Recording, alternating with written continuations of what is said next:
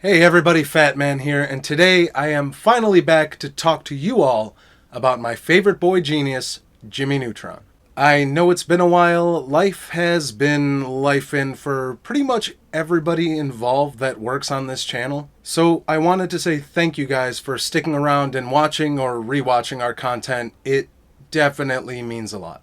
To jump right to it, Jimmy Neutron is my absolute favorite Nicktoon. Yeah, I know that this guy exists.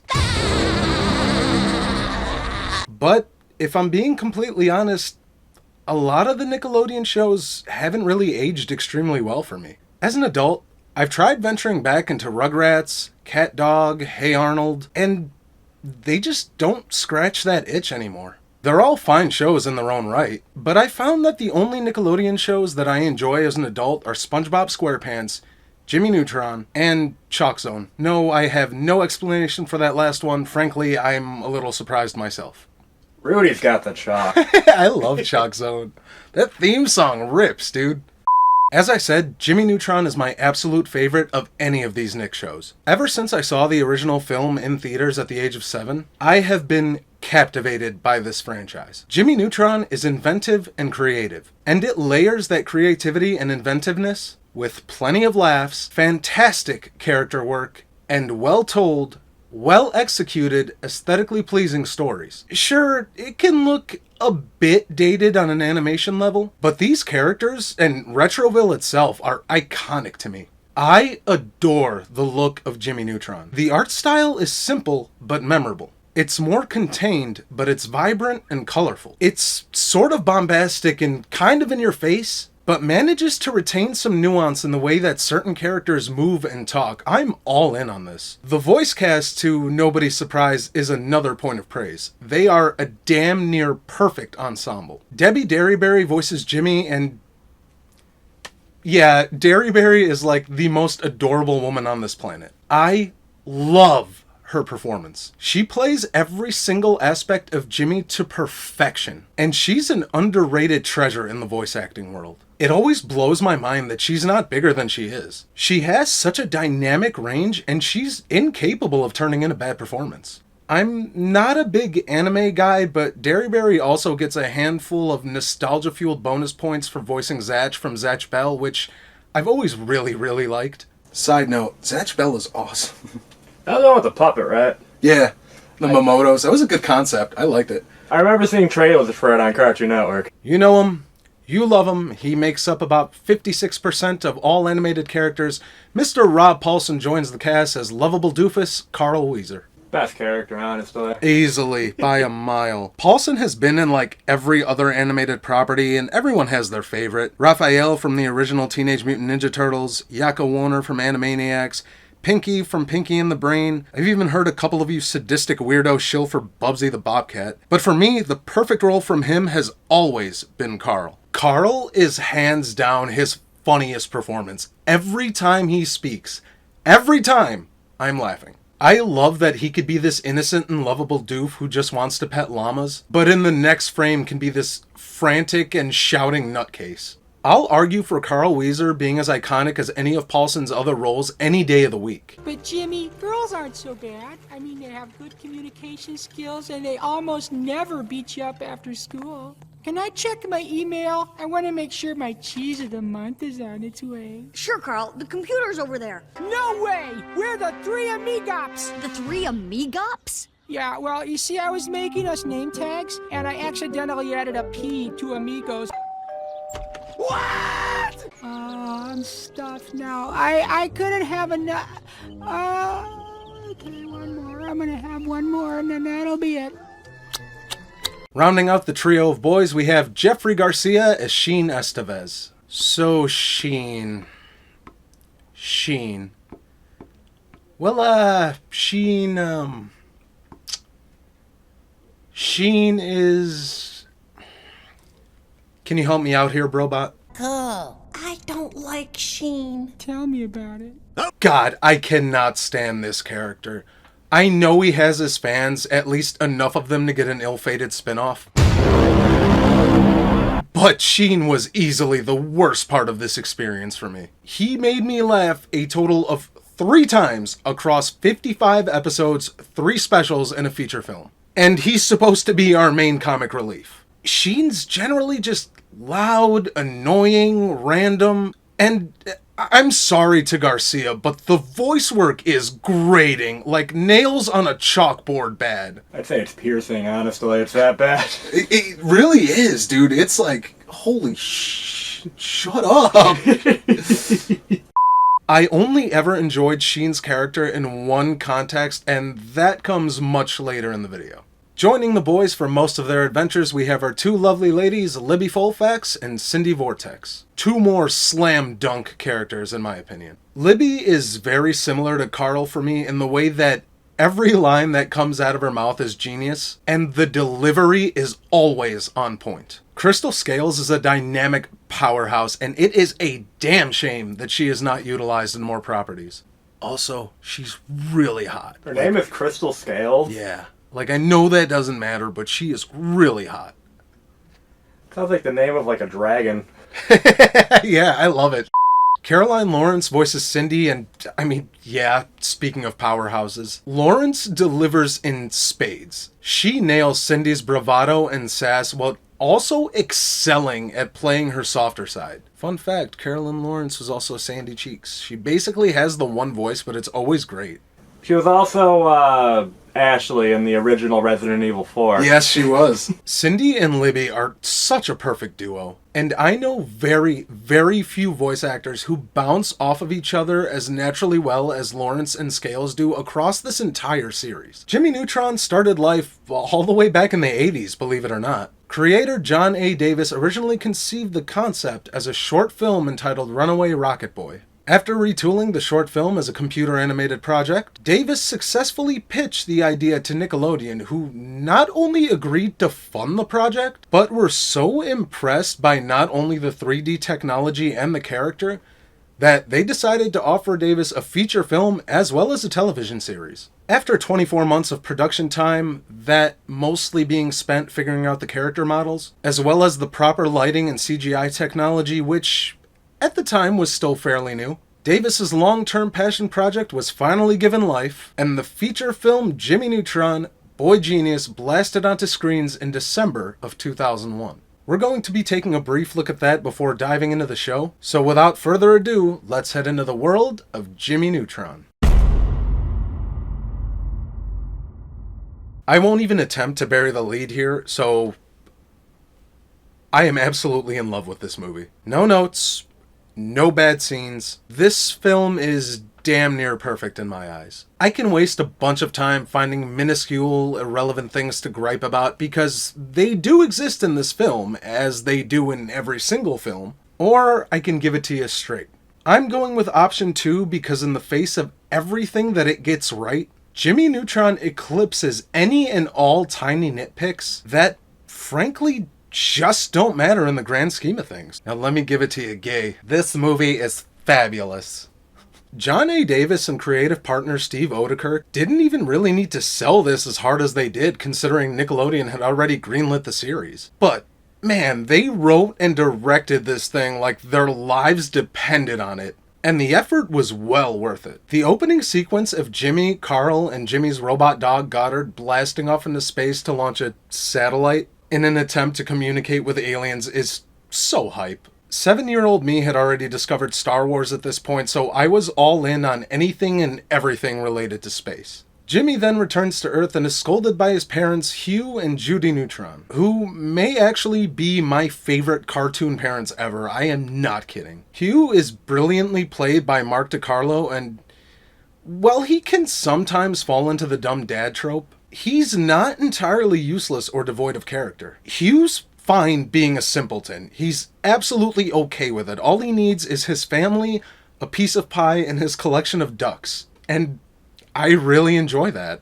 It's refreshing to return to something like this in the modern age of animation where most cartoon dads feel like they're too dumb to live. Hugh is okay with other people being smarter and more capable than he is. He knows his skill set and he's comfortable with that, and DiCarlo is phenomenal in this role. I can't imagine Hugh being a super easy character to play due to his more random nature and his weird quirks, but DiCarlo knocks this out of the park. In essence, Judy is almost the complete opposite of Hugh, but Megan Cavanaugh is another criminally underrated voice actress. The women involved in Jimmy Neutron really need to be in more stuff. They are always bringing an A-plus performance. Judy is super capable, and Jimmy most definitely gets his brains from her side of the family. This opening scene even perfectly demonstrating the dichotomy between the characters. Judy, in perfect detail, is describing to Hugh exactly what's wrong with his car and exactly how he's supposed to go about fixing it. Which Hugh shrugs off with a whatever as he continues digging in his cereal box for the toy duck prize that's hidden inside. I love this. I love these two. Judy is the tinkerer. She's the mechanic. She can often identify the issue with one of Jimmy's inventions to a T, and I love that. But I also love that Hugh loves that. In a lesser series, Hugh would be resentful of Judy, and Judy would feel the need to tone it down or reel it in so she doesn't hurt his feelings. But Hugh's more than happy to throw out a compliment or give Judy her due. It's almost like he's just happy it's not him that's having to fix cars or repair inventions. On the flip side of that, Judy rolls with Hugh's idiocy as if it's just completely normal and treats it as part of his character. She even lists it as a reason of why she loves the guy so much. We see all of this to a much greater degree during the series, but I wanted to give praise for it being immediately highlighted during the opening of the film because the parents don't get a ton of screen time during this. After a tough day of school, Jimmy's informed that a brand new theme park, Retroland, is having its grand opening tonight, and anybody who's anybody is going to be there. Due to it being a school night, Judy refuses Jimmy permission to go, so Jimmy, Carl, and Sheen hatch a plan to sneak out and make the grand opening. Meanwhile, the satellite Jimmy sent into space is intercepted by King Goobot, an evil egg-shaped alien part of a race known as the Yokians, and his assistant, Ooblar. The evil Yokians hatch... you see what I did there? They hatch a plan to kidnap all the adults in Retroville. Excellent.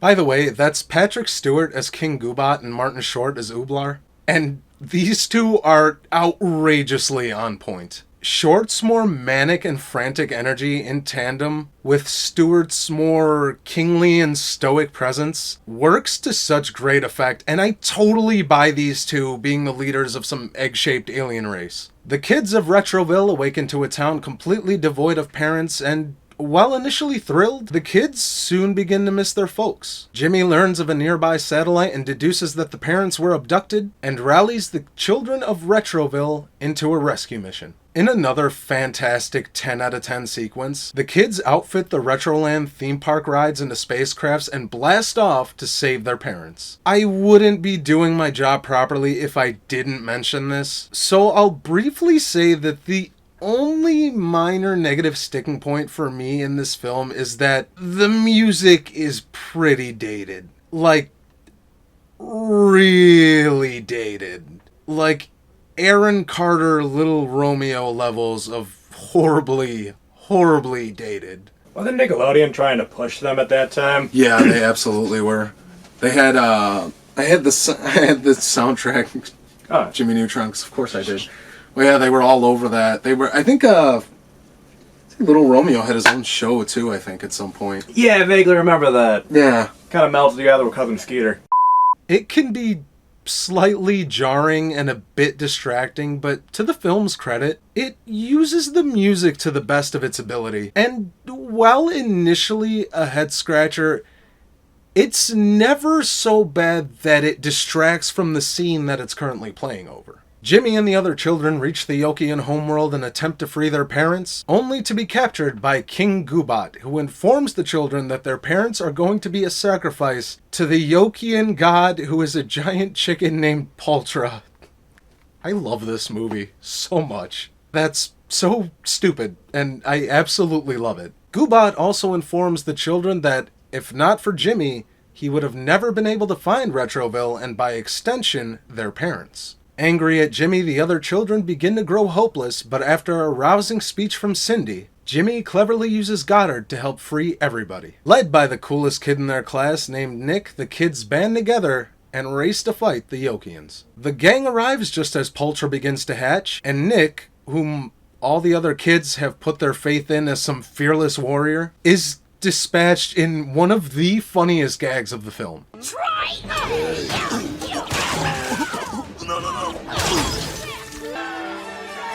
everyone! Come on!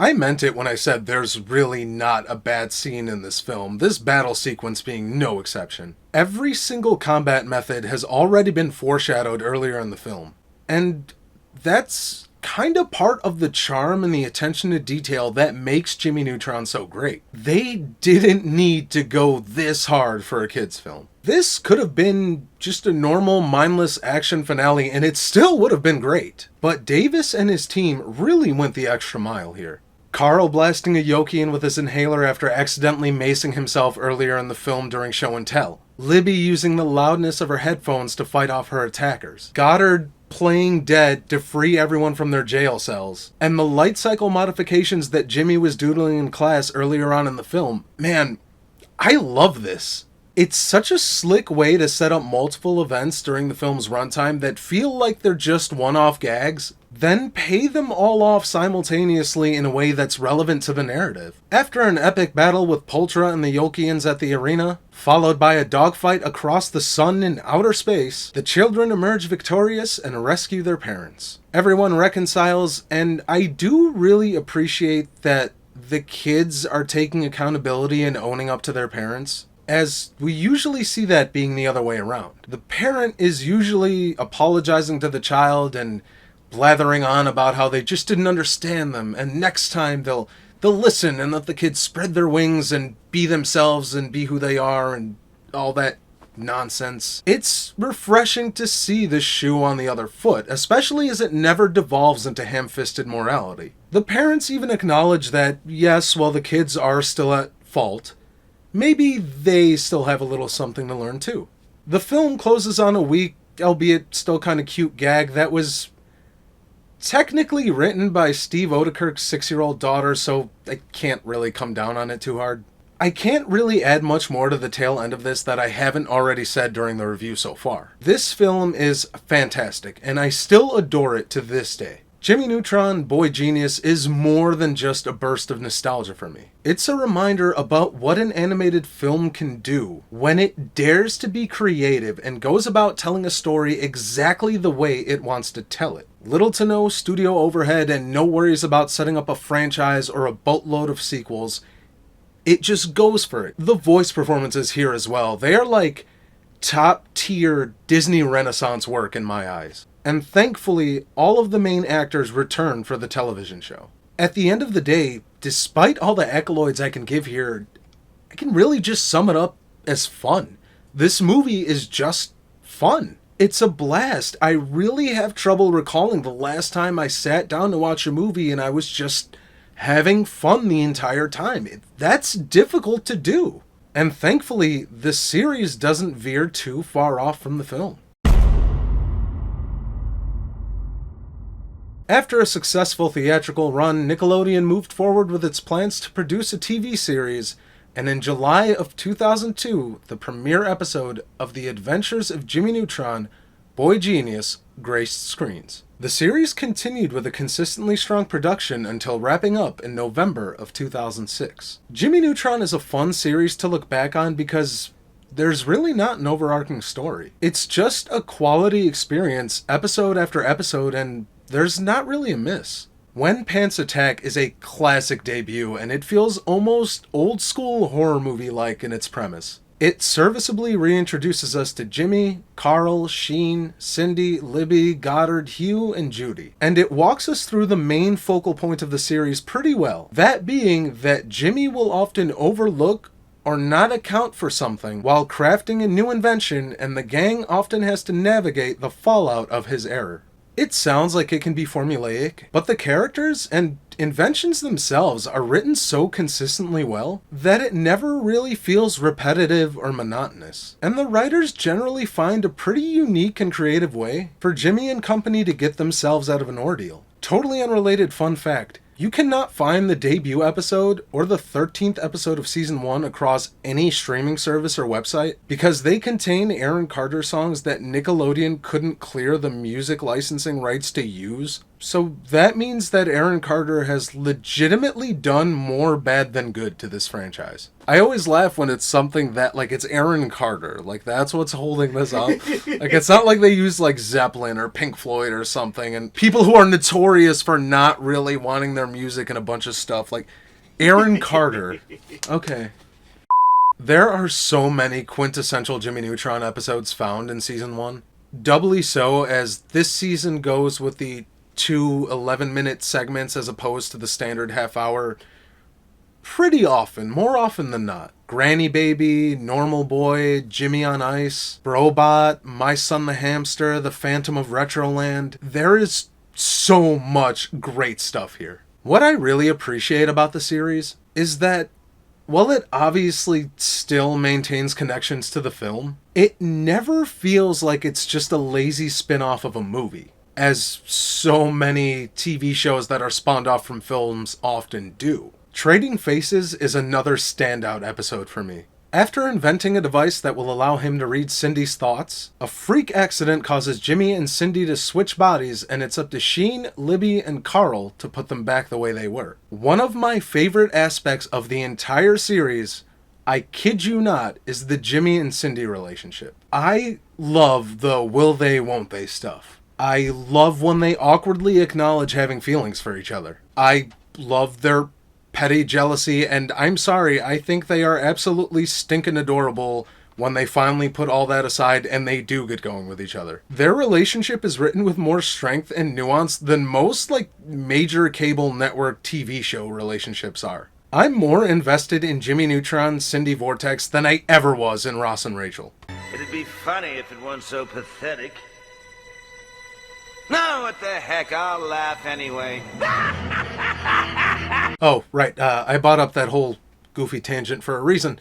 I say this because Trading Faces is the first episode to really highlight this or bring up a relationship between the two in any kind of meaningful way. I knew there was a reason I launched into that side note, I just couldn't immediately remember it. Safety First is another all-time classic for me. If for nothing else, being that the closing joke of this episode has been etched into my brain and making me laugh for literally almost my entire life. Growing sick of being terrorized day after day by school bully Terry, Jimmy builds nanobots to protect him. The nanobots get rid of Terry, but slowly become crazed with power. Jimmy's parents mistake Jimmy's bully Terry for a girl Terry who Jimmy has a crush on, and spend the entire episode basically giving him nonsensical advice. That all culminates in this closing joke, which just shreds me every time. Maybe it's Jimmy's face, I don't know. I don't have the problem anymore. Terry moved to another school and... Oh, there'll be other Terrys, honey. Let's have some hot chocolate. The first season of Jimmy Neutron also does a fantastic job of setting up its antagonists and villainous characters. And in my opinion, it nails that because the show never leaves anybody behind. If a villain threatens to be back, they're coming back. The nanobots, Professor Finbar Calamitous, who is one of the funniest vocal jobs across the series thanks to Tim Curry, a group of aliens known as Zix, T, and Travoltron. Tim Curry as Professor Calamitous is just chef's kiss stuff, dude. I always just imagine Nigel Thornberry. Yeah. With every single villain I just listed, I either love the design, character dynamic, or voice work. So I was really happy to see that they were never relegated to a one-episode villain and that they usually did make a return. Speaking of return, the Yokians make a reappearance in the episode The Eggpire Strikes Back. King Goobot and Ooblar make their triumphant return, and I'm not a fan of this. For one thing, Short and Stewart don't reprise their roles, being replaced by Paul Greenberg and S. Scott Bullock, respectively. Greenberg is passable as Ooblar, but by God, Bullock gives Sheen a run for his money when it comes to ear grading. What happened here? This is such a fumble. I was able to take Goobot as a serious threat in the film. He's been reduced to the laughingstock Saturday morning cartoon villain archetype. It's a disservice to the character, and there's no menace or edge to Goobot at all anymore. On top of that, the Eggpire Strikes Back special largely operates off of the liar reveal trope, which, if you've seen literally any of my videos before, you know I absolutely hate, and it is my most hated cliche in entertainment. The rest of the plot hinges on the Revive Pultra motif, and yeah, there's just nothing new or interesting being done here. If it wasn't for just how strongly these characters are written and a funny line here or there, this would be a total bust for me. If I'm being completely honest, the promotional material for the special was more exciting than anything found in the actual special. It's a new day in Retroville. Yogians. We come in peace. Yokians and humans living together in harmony. The Yokians are friendly now. Or are they? This spring, the eggs are hunting us. Jimmy Neutron, the Eggpire Strikes Back 1 hour special. Catch the Galaxy premiere next Friday night at 8 o'clock, 7 Central, and Friday night Nicktoons, only on Nickelodeon. All in all, though, this first season is still loaded with classic episodes. Jimmy Neutron crafted a unique identity with its motion picture, and that doesn't relent with the jump to the small screen. A challenge of this script was finding a bunch of different ways to say the word movie. That's why I keep switching it around, because I don't want to just be like movie. So I'm like, here's motion picture, here's film, here's blah, blah, blah. Like, You gotta make for that to cut down on repetition. I don't like being repetitive, so like, I feel really stupid saying motion picture, but you know. The characters are further fleshed out, and everything you love about them is either retained or expanded on. The storytelling is varied and creative, and overall, the series is still super fun to watch. Between seasons, Davis and his team must have had a chain reaction of brain blasts, because things only get bigger and better going forward.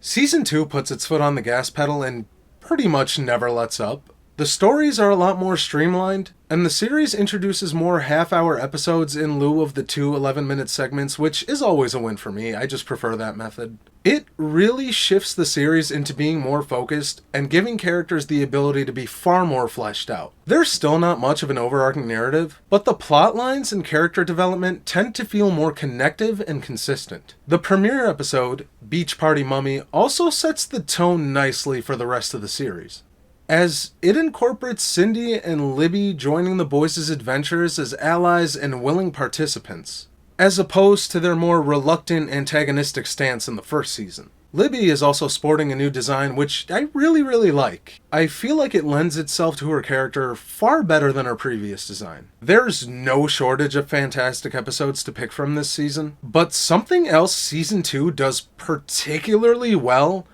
are the double-length special episodes. This season is loaded with them, and nearly every single one is a home run. Operation Jet Fusion is the first of these double-length specials, and it's a light-hearted parody of action and spy films with quite a few funny gags, and even some surprisingly well-choreographed fight sequences. This special also introduces us to Beautiful Gorgeous, played expertly by Wendy Malick. This exchange between her, Jimmy, and Sheen never fails to get a laugh out of me. I'm Mexican, but Ultrador is my main man. The part of my main woman is still available. You guys get out of here so me and Beautiful Gorgeous can live happily ever after. Sheen, you're a kid.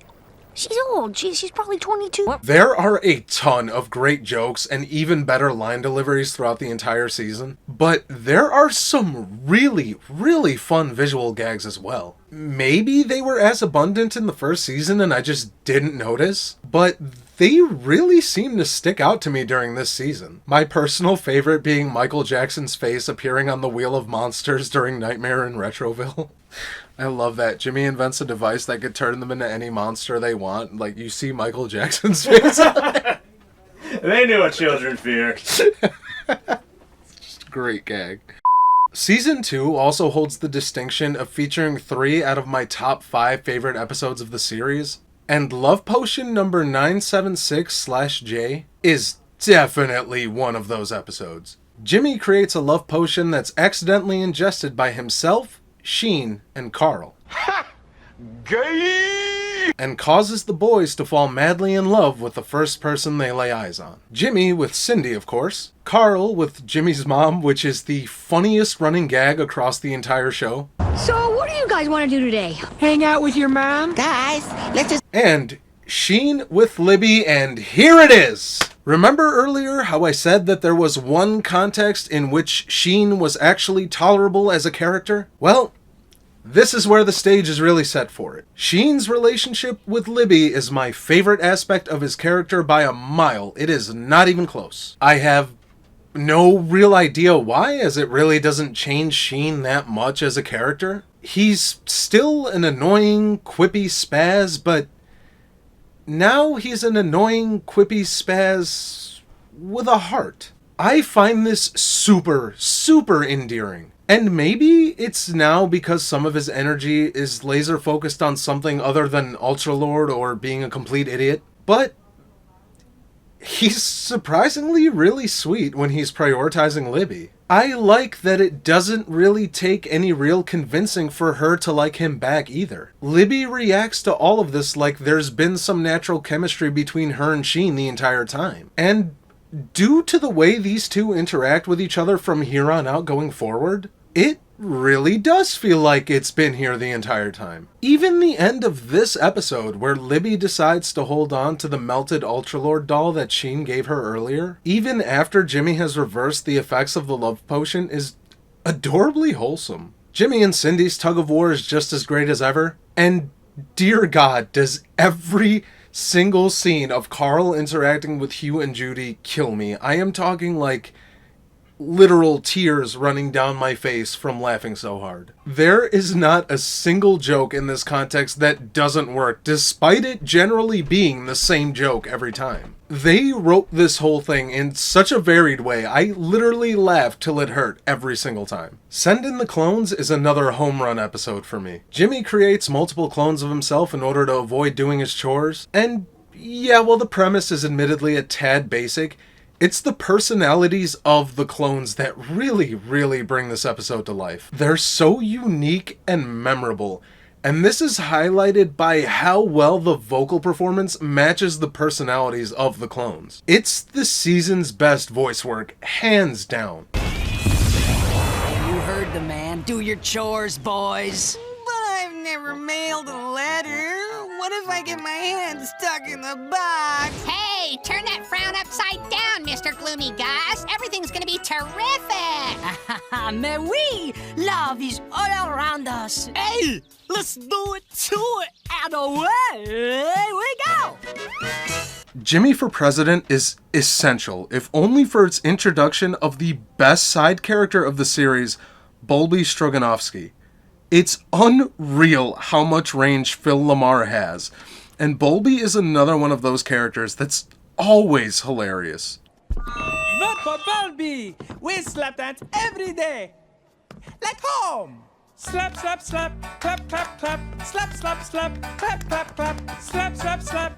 Bolby is not only hilarious on his own, but he makes everyone and everything around him funnier as well. I love characters that can elevate the playing field like that. Jimmy for President is just also loaded with killer gags. Like, it's a legitimately hilarious episode. Bolby being from the fictional country of Bakharistan really got a chuckle out of me, as did the joke where Principal Willoughby refers to him as the kid with the funny name immediately after introducing Sheen and Libby, as if those names are any less stupid. Another great gag is Miss Fowle's ongoing hatred of Sheen, which I can relate to, which is used to its best effect in this episode. It's great. There's like 10 times throughout the show where she's just openly admits to really hating Sheen. Like the episode where Jimmy invents sick patches and all the kids get sick. She's at her desk like crying and she's like, I just miss them all so much. Except Sheen! After Full House meets Family Matters, after the Flintstones met the Jetsons, but before The Simpsons met the Griffins and the MCU popularized crossovers so much we barely recognize one anymore, and during whatever the hell this was supposed to be, there was one crossover that was the epitome of hype, especially if you were a kid around this time. The marketing was a stroke of genius, the concept was absolutely insane, and the viewers showed up en masse assembling almost 5 million people. In May of 2004, Jimmy Neutron crossed paths with Timmy Turner in the first of 3 specials that would be held in the highest esteem by an entire generation. The Jimmy Timmy Power Hour was teased and finally made its television debut, and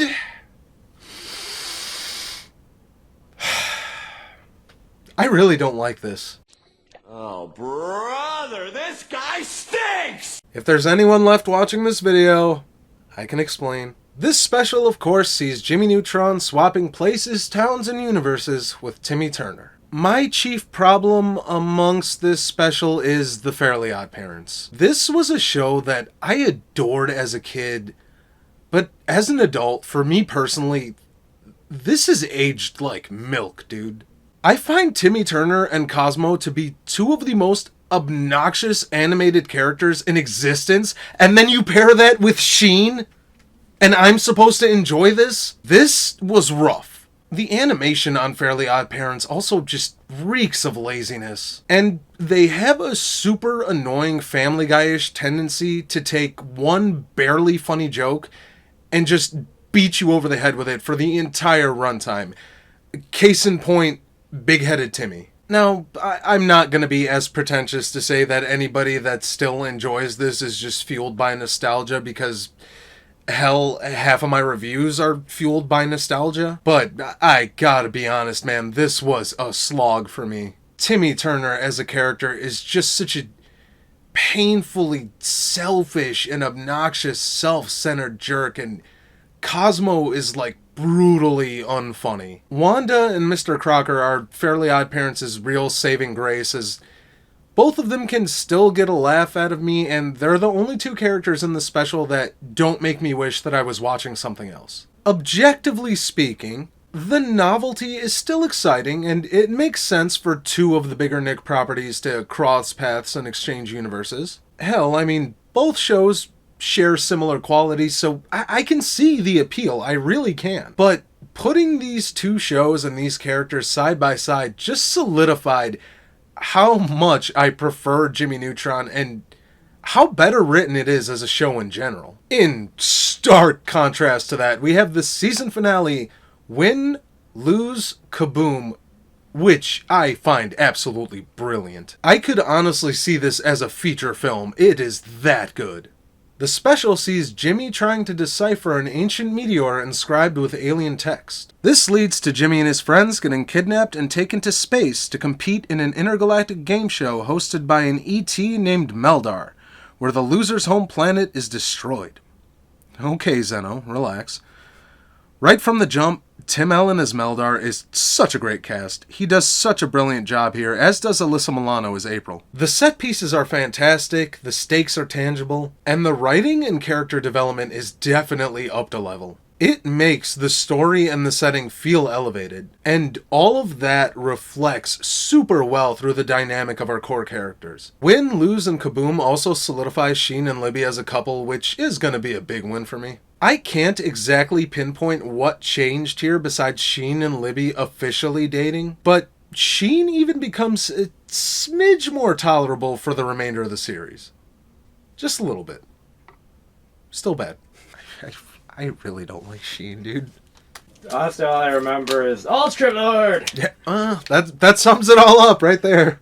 I also really enjoy Cindy's jealousy towards April, who happens to take a liking to Jimmy. Even though Cindy is furious at Jimmy for being stubborn and not allowing his friends to aid in the competition, believing that his brains is all he's going to need to win the contest, when in reality it's actually hindering everybody. Cindy is still territorial and envious, and it's cute.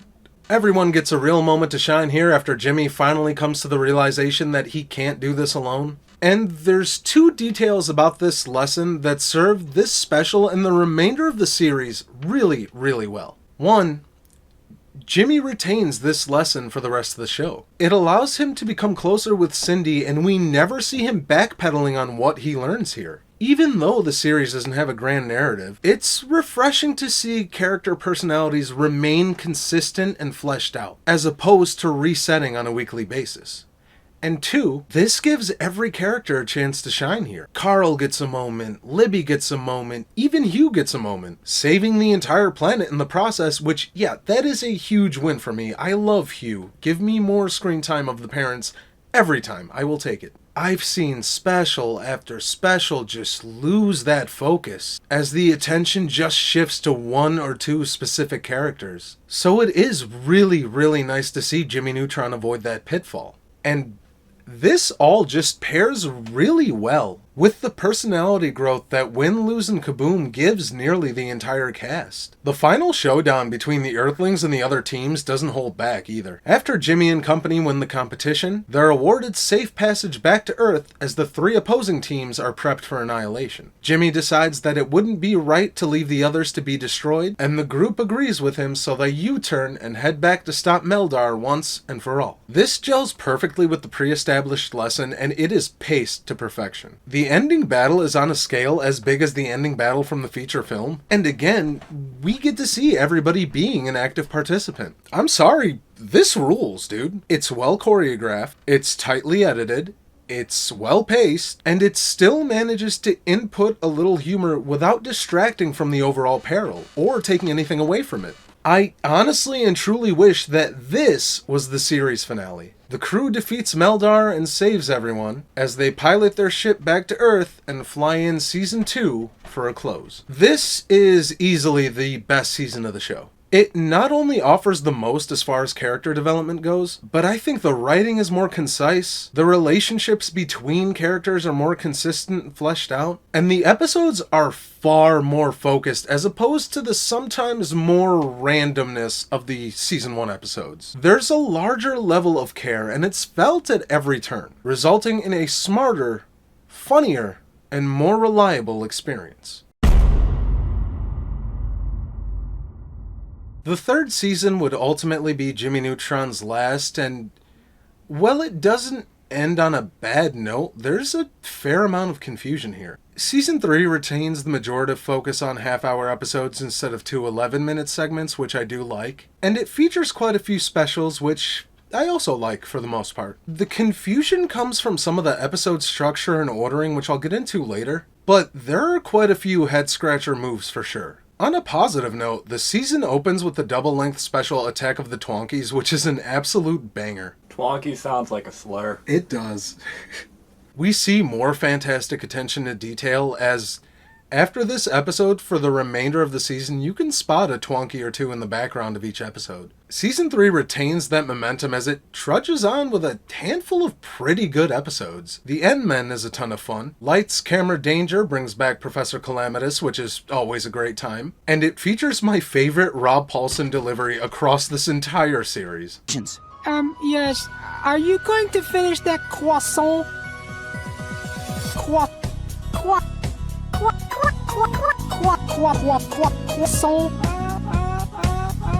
The Tomorrow Boys takes an interesting look at a dystopian future featuring older incarnations of the character, and you can just tell they are having a blast writing the older versions of these characters.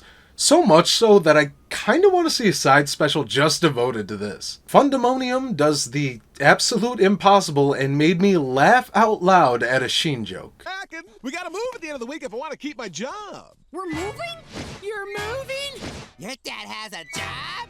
I legit think that this is the first time in the series that we actually hear of Hugh having a job, and for Sheen, of all people, to make that observation is just all around excellent work. Stranded, as you probably could have guessed at this point, is one of my absolute top episodes. Stranded sees Jimmy and Cindy stuck on a deserted island together, and this is the episode that finally pays off that tug of war that's been between them since the beginning of the series. Look, man, I can't help it. They are absolutely adorable together, and their interactions are always just such a ton of fun. Seriously, more adult-oriented television shows can take a note on how to properly set up a long-running relationship between 2 characters from Jimmy and Cindy, and that is not something I thought I was going to be saying when reviewing Jimmy Neutron. The League of Villains episode is where the mess starts, and Things get so confused and muddy here, it sends reverberations down to the rest of the series. This special sees the return of King Goobot, who has recruited most of the series villains in an attempt to rid themselves of Jimmy Neutron once and for all. Most of the big players are here: Eustace, Beautiful Gorgeous, Professor Calamitous, Zix, Travoltron and T, the Junkman, and...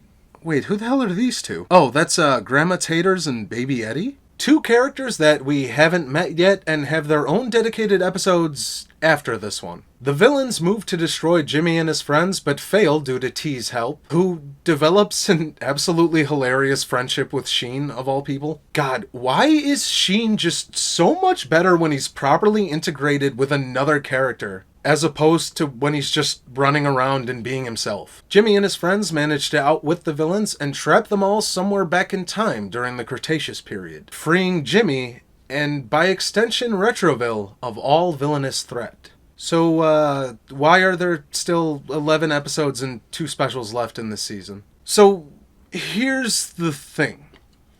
In production order, this serves as the series finale. But in airing order, this is just the midpoint of the series. This causes so much confusion and really undermines the genuine effort this team has put into the series continuity. Especially when Professor Calamitous winds up showing up later. Jimmy even references the professor escaping the Cretaceous period, but during the episode Jimmy says this, the League of Villains episode hasn't even happened in the timeline yet. It's just so jarring because even though the series is structured around a more episodic week-by-week formatting, the character structure and continuity has always been lovingly crafted. It's always been lovingly preserved, and this just kind of throws a wrench into the whole operation. It by no means makes the rest of the series unenjoyable, but there is a noticeable lack of quality due to this. Am I reading way too much into a series that's primarily targeted towards children? No. I mean, yes. Stop it. Get some help. But still, my point stands. This was such a point of praise and such a well-done aspect of this series for me. It's just a shame to see it fall apart this close to the endgame. This episode isn't even particularly bad. It's not great, if I'm being honest, but it would have been a serviceable enough finale. Jimmy Neutron is a relatively simpler series. It doesn't need some big grand finale with a ton of moving parts. Maybe this is all just semantics, but if you think I'm overreacting to a cartoon, you clearly have never seen my videos before. The very next episode is Who's Your Mommy, and good God, this entire episode makes me feel so uncomfortable. Don't get me wrong, there are a lot of funny gags, but Carl's character design makes me gag. And the visuals are honestly kinda gross. Carl's looking like a double wide surprise. Oh, yeah. It's really uncomfortable.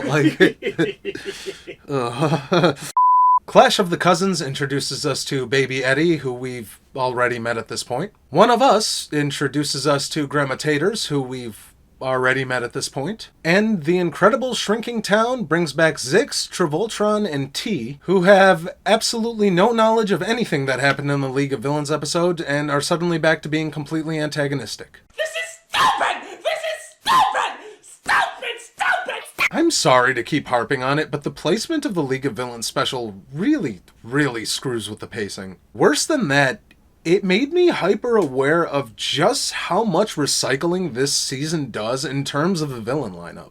Even after the initial villain meetup episode, we see Grandma Taters, Baby Eddie, Zix, Travoltron and T, Beautiful Gorgeous, Professor Calamitous, the Nanobots, and Eustace again.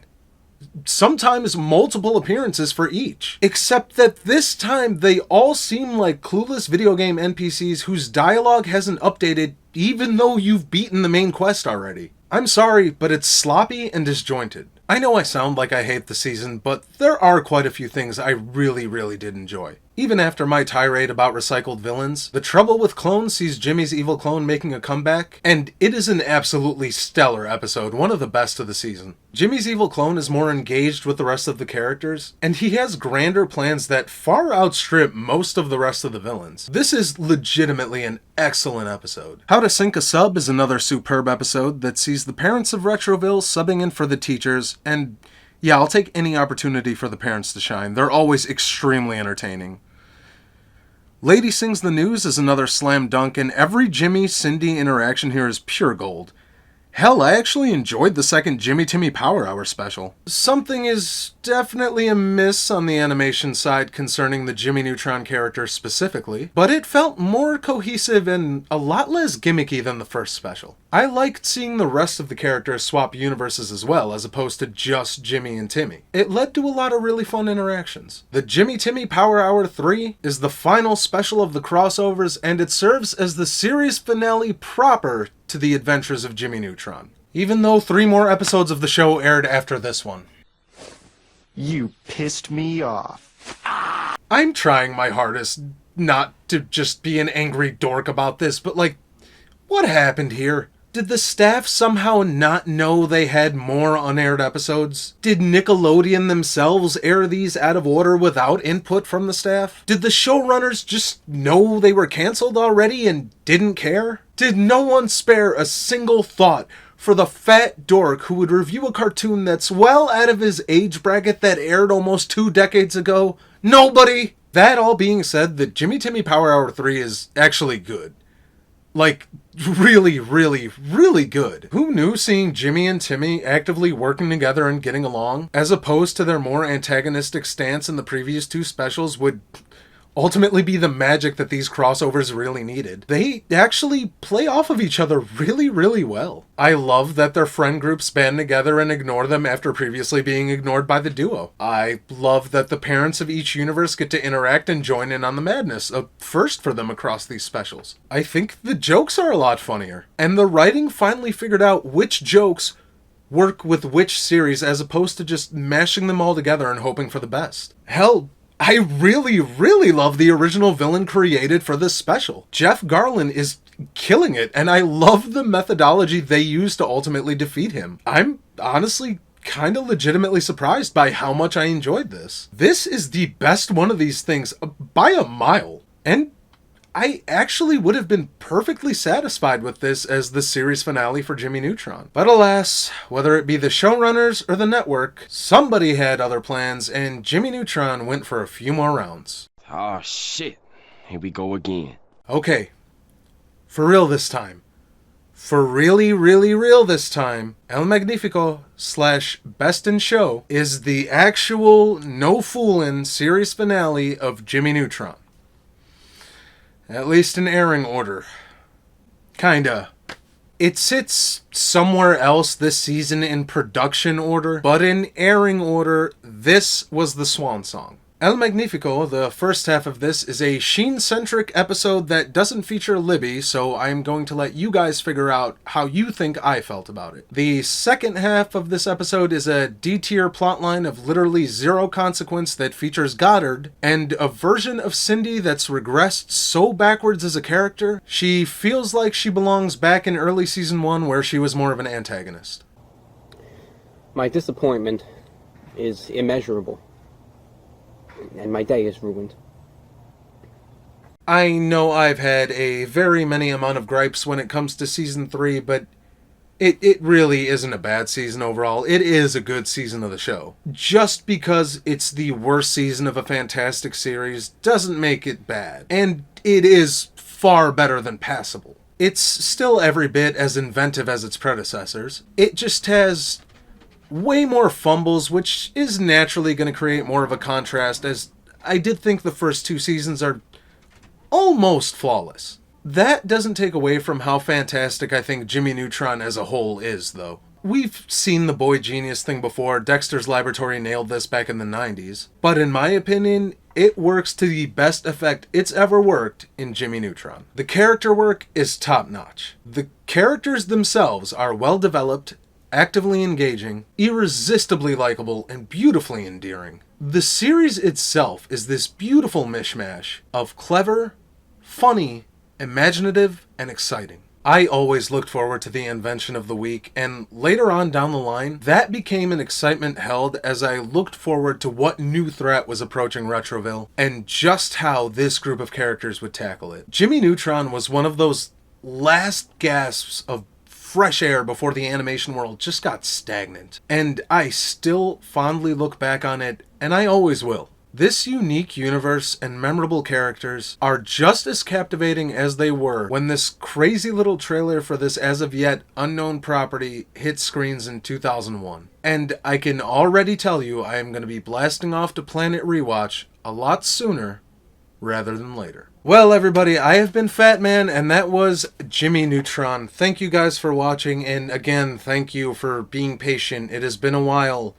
We are all okay. We've just been going through some stuff, so it's kind of hindered production, but really, thank you guys for showing up and watching. Our numbers are good, views are up, subs are up. We really appreciate that. We appreciate all the great comments we've been getting. We appreciate all the interactions. It means a lot to us here on this channel. Also, for the few of you who actually make it to the end of these videos and listen to my stupid little rambling at the end and pay attention to what hint I might give for the next review, you were not wrong on the last one. It didn't line up with Jimmy Neutron, because this wasn't supposed to be Jimmy Neutron. I just couldn't reliably find the show I wanted to do next. So I won't give a hint this time at the end of this video, just in case that changes again, because I have 2 or 3 things in mind, and I just don't know which one's next at this point. But if you made it this far, again, thank you for watching. If you're not subscribed, why don't you go ahead and subscribe? You got nothing to lose. Hit that stupid little bell on the way out. Tell your friends about us. Tell them you know a fat dork on the internet who talks for way too long about cartoons. I keep hearing people like this as background noise, and I don't know what's wrong with you, but thank you for that. I'm Fatman. This is ZeitgeistOG. Thanks for watching, and we will see you guys soon. Nicely done. Thank you.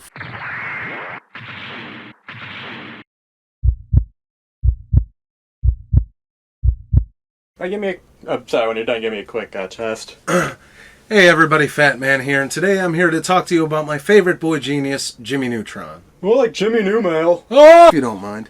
Yeah. God damn, I look good. They're all fine shows in their...